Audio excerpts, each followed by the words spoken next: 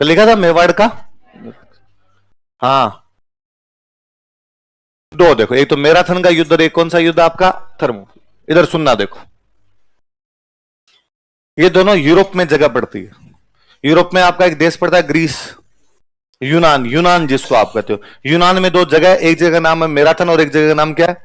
इन दोनों जगह पे दो युद्ध हुए, एक मैराथन का युद्ध हुआ, एक युद्ध कौन सा हुआ है, थर्मोपोल। ये मैराथन वाला युद्ध हुआ था 490 बीसी में। कब हुआ था? और इसके 10 साल बाद में थर्मोपोल हो गया था 480 बीसी में। कौन कौन से दो युद्ध हुए? मैराथन का युद्ध और थर्मोपोल। और वहां यूरोप के बहुत बड़े युद्ध है। अब जेम्सटोड खुद कहां का था? यूरोप का। कोई भी आदमी तुलना उसी जगह से करेगा जो चीज उसने देख रखी है, सुन रखी है। तो वो कहता है हमारे जैसे मैराथन का युद्ध हुआ था वैसे तुम्हारे कौन सा युद्ध हुआ, दिवेर। हमारे जैसे थर्मोपोली हुआ था वैसे तुम्हारा कौन सा हुआ, हल्दीघाटी। तो हमारा हल्दीघाटी मेवाड़ की थर्मोपोली है, जो तुम्हारा दिवेर है वो मेवाड़ का क्या है, मेरा। अब ये युद्ध क्या थे और सुनना। अपने एशिया के अंदर, एशिया और यूरोप की लड़ाई है वास्तव में। एशिया में एक साम्राज्य है, उस साम्राज्य का नाम है पर्सिया। कौन सा साम्राज्य? पर्सिया, जिसको आज बाद में बोलने लगे थे फारस, और आजकल आप इसी को बोलते हो ईरान। क्या बोलते हो? तो पर्सियन एम्पायर या बाद में फारसी साम्राज्य, आजकल जो ईरान देश है इसका मतलब वो सेम है। यहां पर एक राजा हुआ करता, उस राजा का नाम था डेरियस। राजा का नाम क्या था? डेरियस। यूनान पर हमला कर देता है। कहां पर हमला कर देता है? यूनान, यूनान पर हमला कर देता है डेरियस। यूनान पर आक्रमण करता है। यूनान में उन दिनों कई छोटे छोटे राज्य हुआ करते। यूनान पूरा एक देश नहीं था। अपने से मेवाड़, मारवाड़, अजमेर है, वैसे उनके अलग अलग थे। और वहां पर एक स्टेट हुआ करता, इसका नाम था एथेंस। क्या नाम था? एक स्टेट था, इसका नाम था स्पार्टा। क्या नाम था? दो बड़े स्टेट थे। एक स्टेट का नाम क्या था? एथेंस। एक का नाम क्या था? एथेंस वाले पढ़ाई लिखाई करने में बहुत अच्छे थे, इसलिए दुनिया के महानतम विद्वानों में से जो महानतम लोग हुए वो सारे कहां के हुए? जैसे मैं तीन सिंपल से नाम जिनके अक्सर आप नाम जानते हो, सुकरात, प्लेटो, अरस्तु। कौन कौन तीन आपके? सोक्रेटिस, प्लेटो और अरिस्टोटल, जो तीन विद्वान हुए, तीनों के तीनों आपके कहां के हुए? एथेंस। तो एथेंस वाले पढ़ाई करने में बहुत अच्छे थे। सोक्रेटिस वहीं पैदा हुआ, प्लेटो वहीं पे हुआ, अरिस्टोटल वहीं पे हुआ, लगातार तीन हुए। सोक्रेटिस का चेला कौन हुआ? प्लेटो। और प्लेटो का चेला कौन हुआ था? अरिस्टोटल। अरिस्टोटल का जो चेला था वो आपका था सिकंदर, अलेक्जेंडर। जो अलेक्जेंडर आया था अपने भारत पे आक्रमण करने के लिए, वो था। तो इनका काम ये था, भाई पढ़ाई लिखाई करते। स्पार्टा वालों का एक ही काम था, लड़ाई। इनको सिवाय लड़ाई की कुछ आता ही नहीं था। और यदि हॉलीवुड वाली आपने मूवी देखी हो 300, तो उस 300 के अंदर एक सीन है कि एक बच्चा पैदा होता है और बच्चा दुबला पतला पैदा हो जाता है, तो वो पहाड़ के ऊपर ले जाके बच्चे को फेंक देते हैं। स्पार्टा के अंदर कमजोर लोगों की कोई भी आवश्यकता, स्पार्टा के अंदर केवल बलशाली योद्धा तैयार होंगे जो युद्ध कर सकते हैं। तो वहां पे दो स्टेट है, एक स्टेट का नाम एथेंस और एक का क्या? डेरियस ने एथेंस पर अटैक किया। किस पर अटैक किया? और इनके बीच में जो युद्ध होता है उस युद्ध का नाम है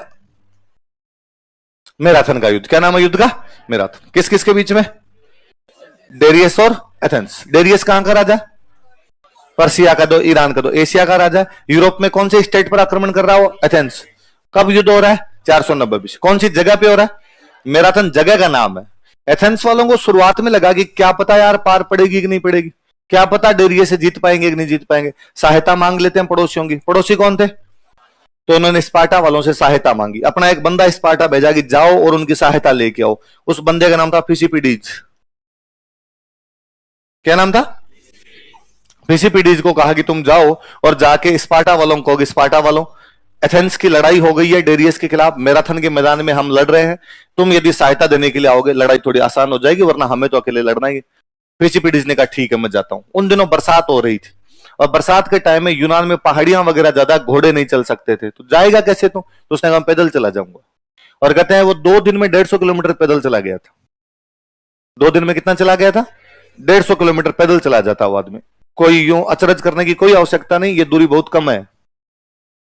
इसका मतलब है 50 घंटे में 150 किलोमीटर, मतलब घंटे में 3 किलोमीटर। अभी थोड़े दिन पहले आपके एक सिक्कर का लड़का 3 दिन में 300 चला गया था, 2 महीने पहले। ये अग्निपथ तो अब आई है, उससे पहले की सेना में भर्ती नहीं हो रही, इसलिए सिक्कर के एक लड़के ने सिक्कर से दिल्ली तक की दूरी 3 दिन के अंदर तय की। अखबार की हेडलाइन थी पूरी। तो बहुत ही नॉर्मल दूरी है, आम आदमी चला जाता है इतना, इसमें कोई बड़ी बात नहीं। आप 1 घंटे के अंदर, मैं मेरे से यूं पैदल चलवाओ केवल, मैं 1 घंटे में 6-7 किलोमीटर तो आराम से पैदल चल लेता हूं। थोड़ा सा आप तेज चलवाओ तो वो 10 किलोमीटर तक की दूरी आती। पर अपने ये कह सकते हैं कि सर कोई 10 किलोमीटर थोड़ी चलना था, लंबा चलना था, तो लंबा चलेगा तो 3-3 तो आराम से चल ले।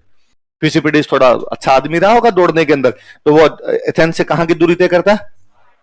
स्पार्टा वालों के पास गया, स्पार्टा वालों को जाके उसने कहा कि आप चलो मेरे साथ, और मैराथन के मैदान में हमारी लड़ाई हो रही है डेरियस से, वहां पे लड़ो हमारे साथ।